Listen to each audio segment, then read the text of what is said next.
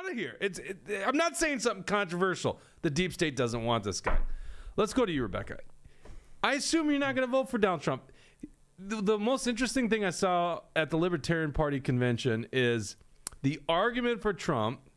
I've heard Dave Smith talk about this. Not that I know he's not voting for Chase Oliver. He might not vote for Trump, but the argument is he's clearly disliked by the deep state. This is this thing that pulls me towards Trump. It's like, I have issues with Trump, keeping Fauci in charge. I have issues with Trump on fiscal policy and some other things. But in the end of the day, the real enemy of the people is this deep state, this global elite. And they do not like this guy to the point where I believe they would try to assassinate him. Right. It's like the biggest argument for him. Where do I go wrong on this? No, I think that's right. They don't like him, but I don't think it's because he's necessarily not part of the deep state, but that he's a different arm of it. And maybe there's some internal conflict going on there. I mean, he's a billionaire from New York. Mm-hmm. You don't get to that point without knowing people. So, and he was very connected politically for many years. Yeah, he is. And policy-wise, I'm going to break with him on a lot of things. But the fact that he's kind of shaking up the system, I don't think is a bad thing. Mm-hmm. Now, where I would stand on whether he would get my vote or not would be that I am simply never going to vote for a major party ever again on any race. Because I think the two-party system is a foundational problem to where we have gotten now. There's not enough competition on the ballots for it not to be anything other than a tug of war back and forth. Mm-hmm. For us to be able to break that cycle, we need to have other parties that can, break because right now what we have is, well, you should vote for me because I'm not that guy. And that guy's saying, you should vote for me because I'm not that guy. The old lesser of two evils. Yeah. So we have more than two major players on a ballot. And then your arguments have to evolve with that. Mm-hmm. So that's one reason minor parties are going to be, or smaller parties, they will always get my support because the two-party system is the problem. Oh, go ahead. And one thing I'm thinking too is I'm sure you can appreciate that Trump is saying that he would put a libertarian in the cabinet. Oh, yeah. I mean, I guess Kamala says she'll put in a Republican, but I mean, that's going to be Liz Cheney. That's going to be Adam Kinzinger. Nothing that libertarians would ever want. It might just be the Department of Education, which, that'd be all right for a libertarian to be in there. But don't you think that, most libertarians, too, are going to vote for Trump in this election? Anybody that was supporting Ron Paul in 2012, the majority of libertarians are choosing Trump over Chase Oliver. And don't you think that there's going to be more libertarian benefit because of the cabinet position and whatnot? I think that this shows kind of a division within the party right now, that people who are considering Trump are only doing that because there wasn't a unifying force behind the Libertarian nominee. Mm-hmm. And I've met Chase Oliver. I really like him. I love what he says. I love the way he says it. I love the kind of energy he brings. His biggest challenge is going to be that he has to figure out how to be able to reach across the board in the Libertarian Party. And right now, that's not a hurdle I think anybody's going to overcome. Mm-hmm. North MN says, but a two-party system is better than one, which will happen in 5 years if the Democrats win. Well, there's already one. Right. Yeah, that's the thing. There essentially is. Yeah, that's the thing about Trump is he's actually taken over the Republican Party. This is probably my biggest criticism of him is when he gets in charge, he needs to go harder against the uniparty.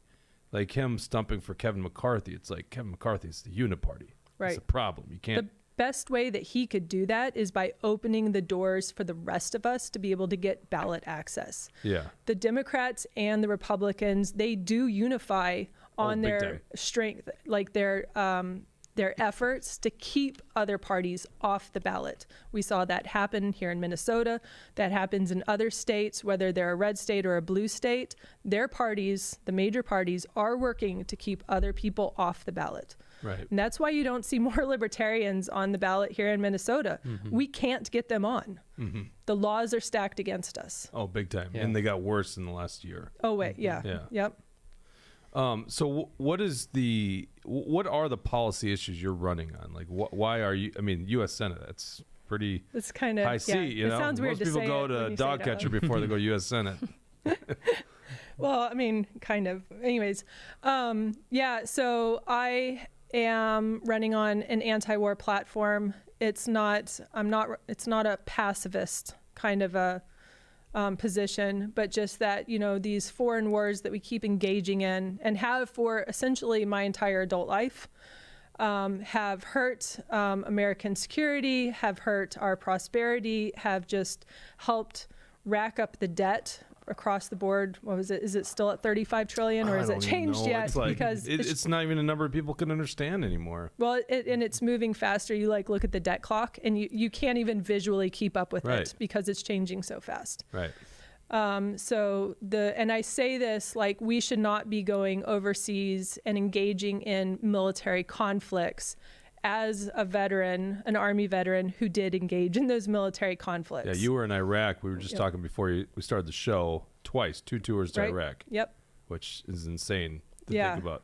Yeah, I know. Well, when you're younger, you can do. No, I get it. Things are a little different. I wasn't married or had kids when I went, but it's just still like, holy crap. In fact, mine weren't. I did have a back-to-back tour. It was actually less time, but it was Kosovo than Iraq, so it wasn't Iraq. I had orders to go to Kosovo when really? 9/11 happened. Yeah, I did. And then those all got scratched. And honestly, most people don't even remember about Kosovo anymore. Well, it's interesting because now it's actually an interesting story because of Russia being the big enemy. And that was right in the heart of it. I mean, Ukrainians were on our base. I couldn't stand them because they went and worked out in our gym. And their hygiene standards are different than ours, just put it that way. So they stunk up the gym. But they love lifting weights, so we had that in common. But I gotta be honest, I kind of thought they were NATO because they were on the base. It was a NATO mission, And meanwhile, what is Kosovo? It was a NATO-aligned new country that declared its own independence from Serbia, which was backed by Russia.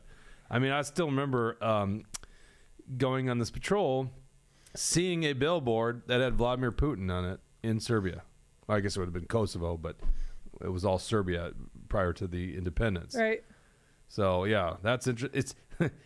Back in, when we were talking about when we were in, it was Iraq and Afghanistan was the big show, but now it's kind of cool that I had done that tour because I got that perspective too. Yep. So that is a neat perspective. In fact, I feel like a lot of us have that perspective because of the dumb stuff we saw overseas, right?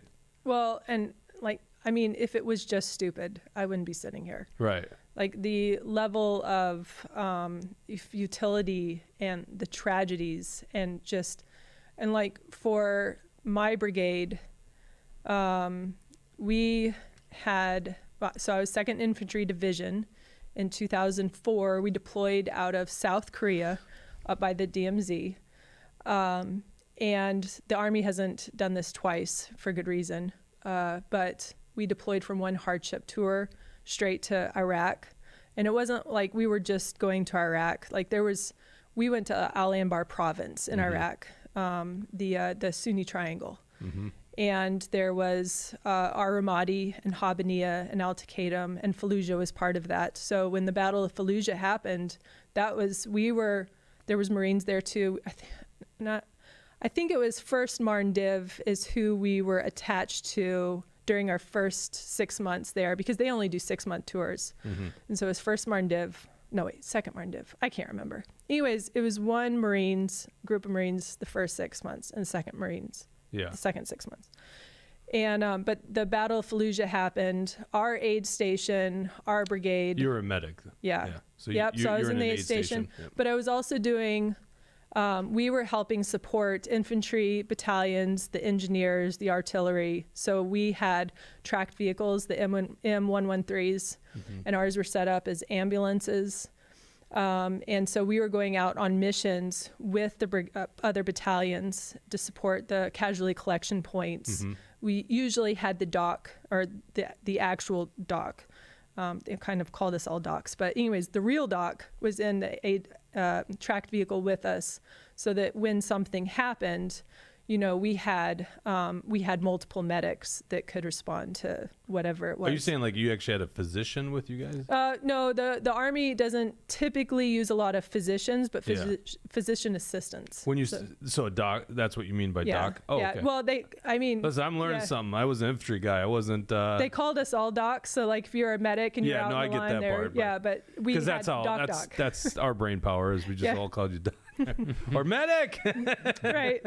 Yeah. And our brigade, by the time our first deployment was over, we had the heaviest amount of casualties for a 12-month time period, and we maintained that record for the entire 20 years in both theaters. So do you think that's what opened your eyes to this problem? Oh yeah. Oh, okay. Oh yeah. That's we interesting. were when you're talking about like casualties and like injuries or in the KIAs that were coming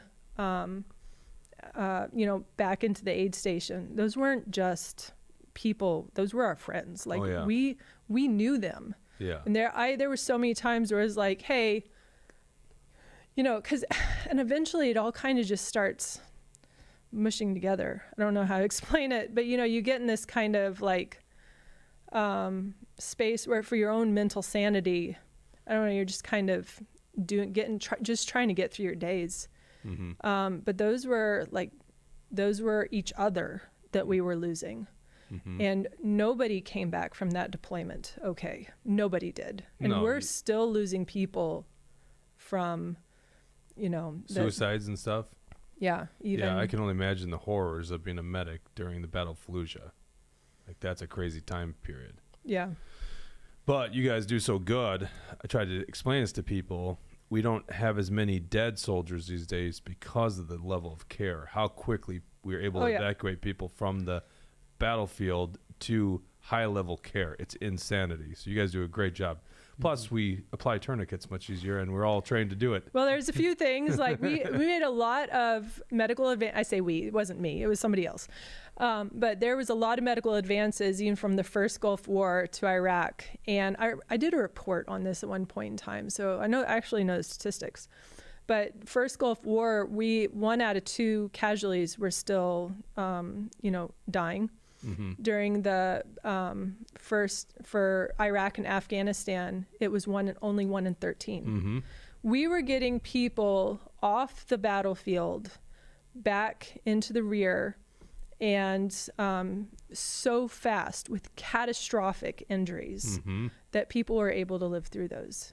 Now, whether it's the best thing or not, that's a whole different conversation. Well, and the other thing, sorry to make this show about our time, but there's many reasons that the United States military is the best, and it's not because we spend more money than the next 20 some countries combined. It's really because, well, I'd say 2 big reasons. One is medical, but one is also we train junior leaders to make key decisions on the battleground. Yep. I literally was stationed with the French at one point overseas, and it was amazing the incompetence of the French and how they go about operations. Like everything goes up the chain.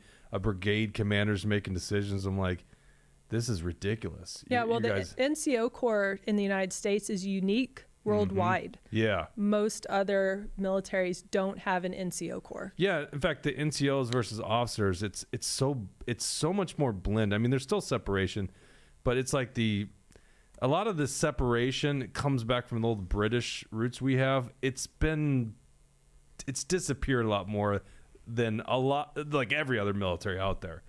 So yeah, NCOs are making key decisions on the battleground that we just and wouldn't on the have. spot. Right. Like it's not even by the time that somebody with higher authority finds out, it's already finished. Well, the other thing that was so key about our time in Iraq was everyone was trained. Everyone was trained as a combat lifesaver. Yep. Like to the point where I am still very comfortable. I've never been a medic. No medical degree. Nothing like that. I'm very comfortable stopping bleeding.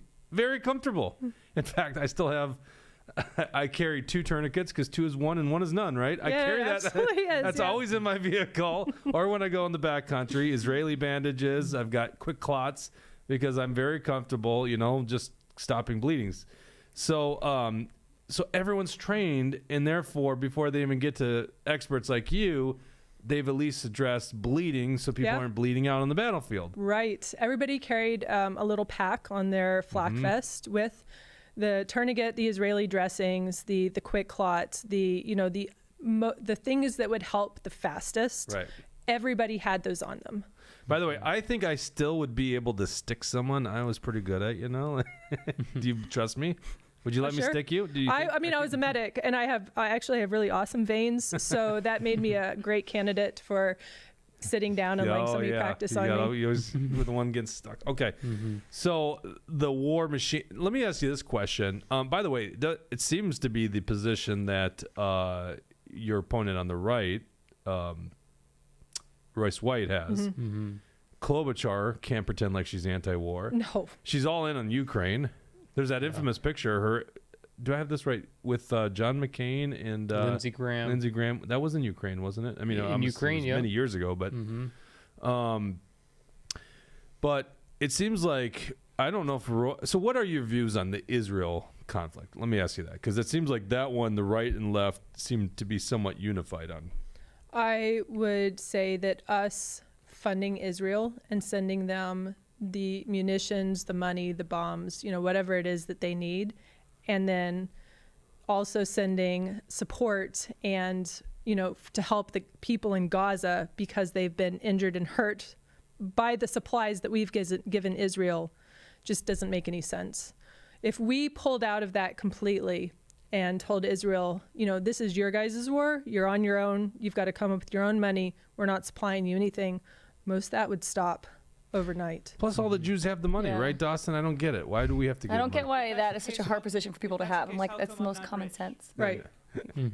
You're a bad Jew then, I guess. Yeah, apparently. It's probably, Yeah. You don't go to synagogue enough. I mean, Well, I don't know why so you're not wealthy. if Joe Frazier had won the GOP primary, obviously there would be more room for differentiation between you and the Republican candidate, especially on war. I guess, with your firsthand experience, you still have differentiation between your position and Royce's.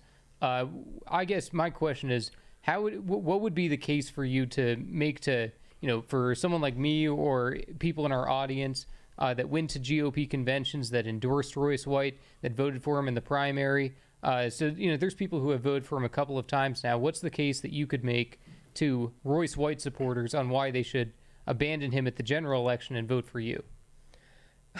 Well, we are going to have a lot of overlap with the war stuff. That's not going to be where our differences are. The differences are going to be that, like I said earlier, there is not anything that anybody could do at this point in time to convince me that the two-party system is not the problem. And so that by playing along, and I've been approached, so many people this campaign season or whatever said, what, if you were just running as a Republican, you could actually get into these seats and you could change these policies. Like that, to me, that's not the major goal. Because by complying with the system, I am also conforming to it. And the system, to keep people off the ballot and to keep people from being able to have options that breaks this two-party stronghold, that's my goal. So I am always going to be anti-war because my experiences, like the losses and that I experienced firsthand from Iraq and the people, that their blood sacrifice is never going to allow me to conform to a system that would perpetuate that. Never. I'm just, it's not going to happen. Well, I guess the way I look at it is, I think that's a very noble position you have. I'm trying to figure out the right way to put this. It's just that you're going to put all this time and energy into a party that doesn't seem to have much chance or much success. And so there seems to be a competing idea here that has a lot of credibility, that you take the ideals you have, even if it is the idea of having more competition, but you go to a party. Obviously, I don't think you'd find home in the Liberal or the Democrat Party, so it'd be the Republican Party, and use that as a way to get into a position of power so you can, do good. So you could basically open up the competition of the party system or stop the funding for wars. Because I feel so like you that's think the problem with it's futile libertarians. to try to take over the GOP then. Yes, I do. I think that the GOP has lost. The saving of this country is not going to happen at the hands of a Republican. It's not. They have compromised. They have been corrupted. That everything that they stand for, even as like, let's just say, if I were able to get into a position and I were to run as a Republican, my time in that position is short. There is an entire group of people also running as Republicans. So like, it's not just relying on one person. Somebody is going to come after me, right? That doesn't mean that whoever comes after me is also going to hold the same ideals and the same things that I do. Even if I never get into a political seat, that by attacking the system from the outside and trying to dismantle it, not to dismantle it to like make it so that there's nothing, but so to rebuild it in a better way. Like that's every generation's curse that we all have the responsibility to do. The only reason that we are at the position that we are at currently is because the generations prior to us were weak and there was no accountability. They had the opportunity to hold strong and to keep it all together, and they failed. And that's why we have lost so much ground as we did today. And I am not going to play that game. Like I'm not going to also be that person that's like just props it up, because someday then I'm going to have to pass on those same problems to my own children. Well, once again, I think it's a noble cause that you're pursuing here, but how is success determined? Is it that you actually win the seat? So that's the thing. There is no winning. That's what you kind of have to wrap your mind around. You might be able to get, a seat here and a seat here. You might be able to win those little battles, but this war is eternal. You're never going to win the war. So that's why we have to have something to pass on to the next generation so that they can pick it up and keep going with it. But they also have to realize that it's just, what's the quote? The cost of liberty is eternal vigilance. Yeah. This isn't something that we can win. We just have to hold strong and hold our ground where we're at and not lose any, and when at this point we have to take back what we've already lost. Well, I agree with what you're saying there, but it seemed like your objective was actually just to break up the party so that there's competition. Now you're saying liberty. Yeah. Well, I mean, liberty is the goal. It's the ultimate methods goal of being able to get there. But your pathway to get to that goal is to break up the stronghold on the political party system. Yeah, because the two-party system is, just take Minnesota as an example. Royce White has just as much possibility of winning the seat from Klobuchar as I do. Let's be honest. I don't think that's true. I really don't, because Royce White, I mean, it's yet to be seen. He's certainly pissed off a lot of maybe typical Republican voters, but walks in as the Republican nominee with a block of voters. We'll just take the what's his name? The carpetbagger, Jim Newberger. Jim Newberger. Yep. Had what, 33% in the last election? 35 or so, something. So he walks in because he's got Republican behind his name with that base. You walk in as a Libertarian candidate with 1%. Right. And you're going to have no money essentially to get your message out to more people. You're a wonderful person. I'm enjoying this conversation very much. But, I mean, we're only going to reach so many people, and many of the people that we reach are not going to be swayed to vote your way. You're not a celebrity. So it's like, I think there's a much higher chance that Royce White can win, even though I think his chance is very limited just because Amy Klobuchar actually gets switched voters. It's crazy. She's a far leftist, but by having a presence in this election and being able to speak on this differently, I shift the narrative. But you say speak it. So, and I appreciate coming on the show because that's one way to do it. But they're not going to give you airtime. They're not going to invite you to the big. No. If they even do a big debate. No, they're they not probably right? won't. Yeah, they're not going to do it. So, I just don't see how this method. This is my problem. This is why I've never been part of the Libertarian Party, because it's like, well, I'm a small libertarian, right? Mm-hmm. A right libertarian, because you can't. we can't all just be libertarians. We got to have right libertarians, left libertarians. And I'm right libertarian because I actually believe life begins at conception. Crazy thought, right? It's not just a clump of cells. It's a human being. So I split with the left libertarians who don't see it that way. But it just seems like there's no real path to changing the political system from a party that can't amount much strength. There's the sympathy I have because, like, it would be great. I would love to break up the Republican Party because they're awful, the people that are leading it. But it seems like the better route is to work inside the Republican Party because I think right now, when you look at the state central, which is like 300 of the interior delegates of the MN GOP, there's about a third of them that are actually patriots that are like trying to change the system, that are anti-rhino.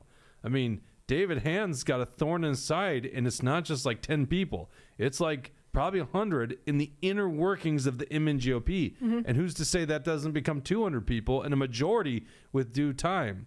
And, you know, when you look at the U.S. Congress and the U.S. Senate, there's not a single libertarian that's in power. The best Republican or the best legislator, the best congressman, you know, Thomas Massey, I'm guessing we agree on that, right? Oh, yeah. Who works as a Republican, right, is run as a Republican. Probably the most impactful libertarian of all time was Ron Paul, who was a Republican. He did run for Libertarian Party in '88, but was a Republican, long Republican congressman from Texas. And then in the Senate, probably Rand Paul, Mike Lee. So it's like they still work inside the party. I'm not some big advocate for the Republican Party. We go after these guys all the time. We're going to get to Gazelka and how much of a fraud that guy was. It doesn't seem like that's the path to actually change the system. The Libertarian Party, it just seems to me to be, you know.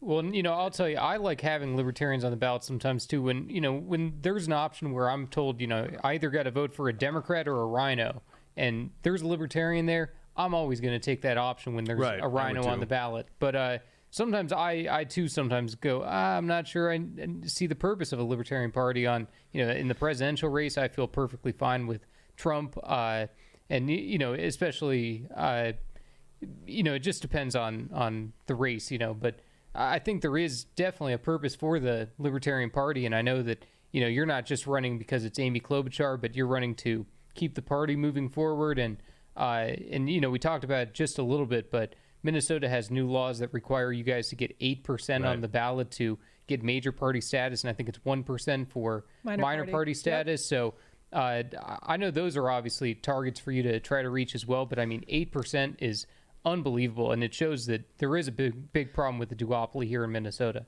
Yeah, well, see, here's the thing also. We would have more libertarians on the ballot. There would be more if the Democrats and the Republicans had not worked together to make the laws what they are today. Right. Because I'm also the chair of the state party. So we had to turn away people that when really push came to shove, because by Minnesota law, we have to run a statewide race every 4 years to be able to keep our party recognition. And so there's minor party status, there's major party status. And if you don't get that 1% every 4 years, then you're like a PAC, but you're not, you know, you're not considered a minor party in Minnesota. So when you are forced to put all of your resources and all of your assets to a major party race, you have to overlook the more winnable ones. That is actually keeping us from having a voice and having a seat at the table, because we did have people that we had available and were willing to run races across the state, and we had to pick.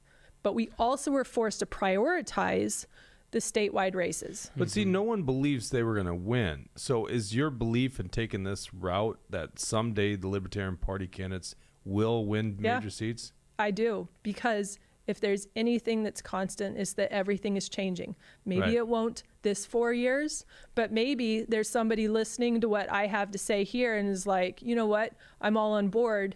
And from there, it just spirals. So you're playing the longer game here. Oh yeah, I know that this is a dedicated to this for lifelong. It has to be. You can't just go and turn it off just because you're tired, because Like I said, my ultimate goal is that not for us. We're not going to ever get the payout for this. This isn't for us. This is for the generations that come after us. Right. The ones that aren't old enough to be able to have a say. But decisions are being made in their names regardless. And they're going to have to live out those consequences for decisions they didn't even make. And there's a lot of really bad choices being made right now. And we're on this downward spiral, not just politically, economically, the debt, the wars across the world, essentially. There is so much going on that at a moment's notice could turn catastrophic. And so when it comes time to compromising and to being willing to work with a broken system, you're going to have to find somebody else to do that. It's not going to be me. Yeah, and that's true. And the debt that's going to burden those future generations too by the decisions that are made today. We have a comment from North MN says, we don't have that kind of time. We will lose everything before that. Yeah, but it's funny. It's like maybe this will happen sooner rather than later, because I think our country's going to go through a really interesting period of time. But they always, soon. when you have hard, like this, we act like what we are facing today is unique to us. Right. It's not. Yeah. This has been the constant battle of humanity since the existence of people. Like there's always been the struggle of, control versus people who just want to live free and be left alone. Like this has existed for thousands of years. It's just our time to be able to go through it. And regardless of what happens next, there always will be a remnant of people that live through it and have to figure out how to pick up the pieces and to move forward. And that's where we're at. Like, this is not the end of the world. Well, you and I will be fighting that battle together, I Good. mean, maybe I don't take the Libertarian Party route, but I certainly am going to be fighting to protect our liberty. Well, and that's the thing, too, is that I don't believe that we should reject people just because of our differences. Like, if there's something that we can agree on, particularly like the role of the government, or, you're only going to be my enemy if you're like, I'm going to use the government and then Right. it's going to be the aggressor against you. Then you're my enemy. Well, our viewpoints on the Republican Party are the same, right? Oh, yeah. Because I'm sure they are. I think they're very corrupt, and I think it is a uniparty. I would just take my time and effort into fixing a party that's already got a locked-in electorate. Well, see, I'm conflicted, and that's why I'm asking these questions, and I appreciate you indulging me here, is that if you play the long game, then it does seem to be just cut the snake's head off right now and go a separate route, because down the road, this snake's going to die anyhow. Yeah. And I'm still thinking, well, more near term, it's like we have a real battle for liberty right now, and the people that actually have a path to power, like Thomas Massey, right, inside the Republican ranks, or Rand Paul, Mike Lee, all these kind of people, it's through the Republican ranks. But then once you're in power, you use that for good things, because a lot of us aren't playing that long game.